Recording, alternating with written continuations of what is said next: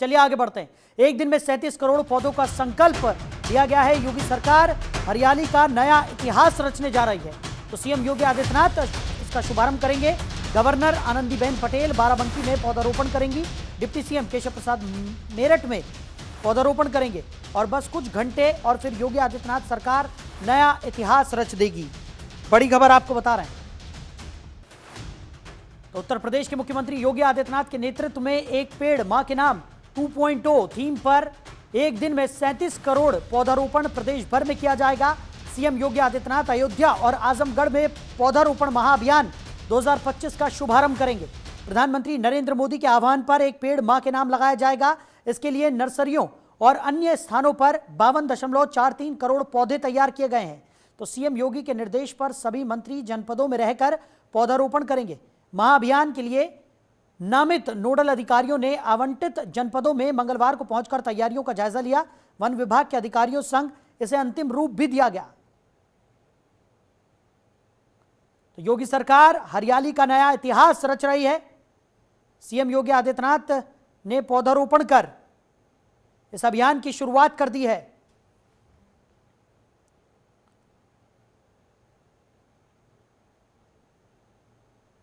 तो एक ही दिन में 37 करोड़ पौधे लगाने का संकल्प यहां पर लिया गया है। और कुछ ही घंटों में योगी सरकार यह नया इतिहास रच देगी। तो 37 करोड़ पौधे लगाए जाएंगे। सीएम योगी आदित्यनाथ ने इस अभियान की शुरुआत कर दी है। तो प्रधानमंत्री नरेंद्र मोदी की तरफ से एक अभियान चलाया गया था, एक पेड़ मां के नाम, और उसी के 2.0 वर्जन के तहत अब योगी सरकार ने ये बेहतरीन पहल की है, जिसमें 37 करोड़ पौधे लगाने का लक्ष्य है।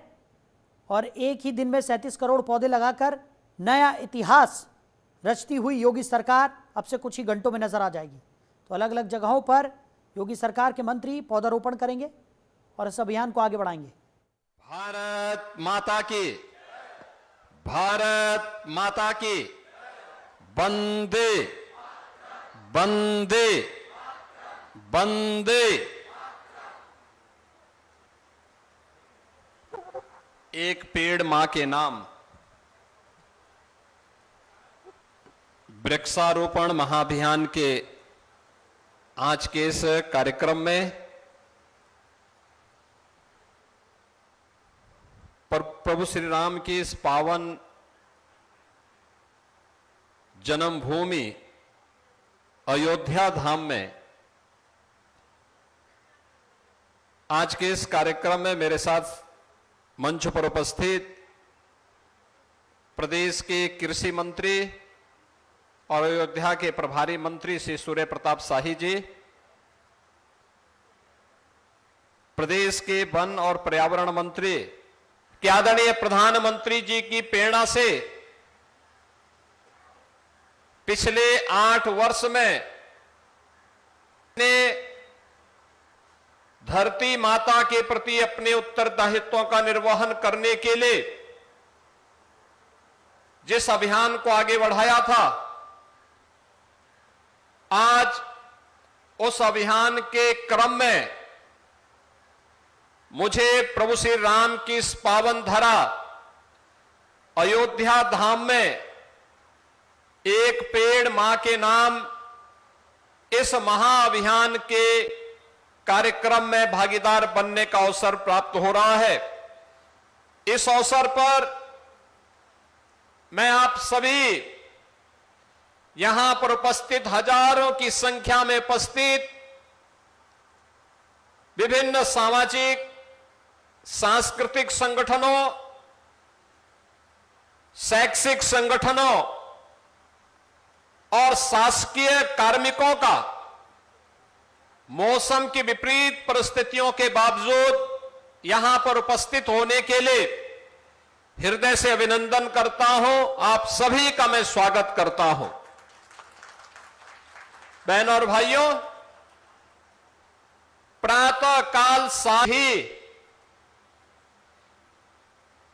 एक पेड़ मां के नाम इस कार्यक्रम के साथ प्रदेश भर से उत्साह और उमंग के साथ प्रत्येक उत्तर प्रदेशवासी प्राण प्रण से जुड़ करके इस कार्यक्रम को सफलता की नई ऊंचाई तक पहुंचाने में अपना योगदान दे रहा है।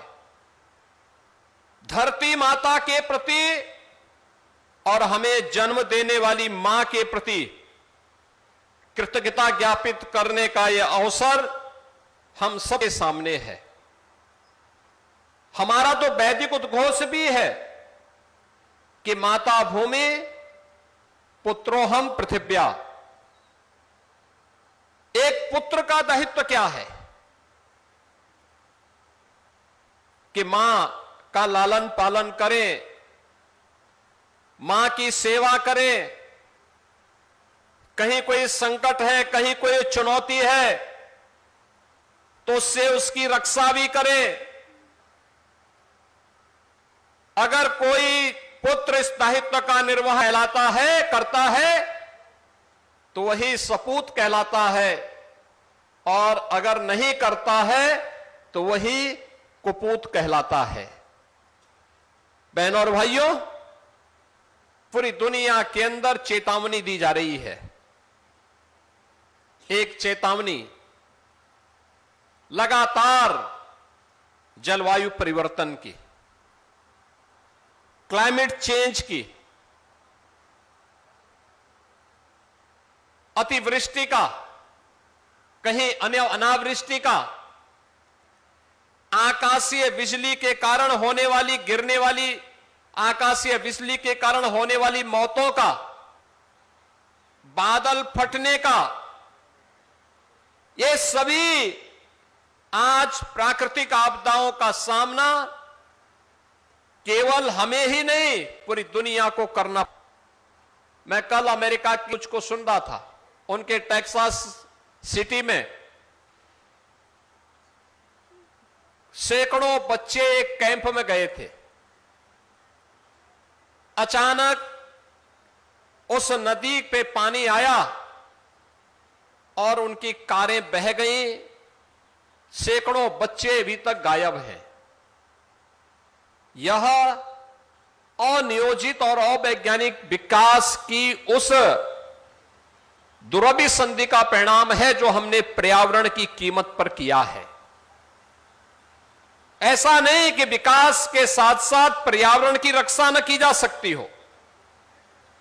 आज तकनीक काफी विकसित हो चुकी है और उसका बेहतर उपयोग करते हुए एक नियोजित और वैज्ञानिक प्रयास के माध्यम से हम पर्यावरण की रक्षा भी कर सकते हैं, धरती माता के सेहत की रक्षा भी कर सकते हैं और मानवता के उज्जवल भविष्य का मार्ग भी विकास के माध्यम से प्रशस्त कर सकते हैं। दोनों में संतुलन बना करके जब हम चलेंगे तो उसके परिणाम सामने आएंगे। और आज से 8 वर्ष पहले इसी भाव के साथ हम लोगों ने उत्तर प्रदेश में वृक्षारोपण महाअभियान के इस कार्यक्रम का शुभारंभ किया था।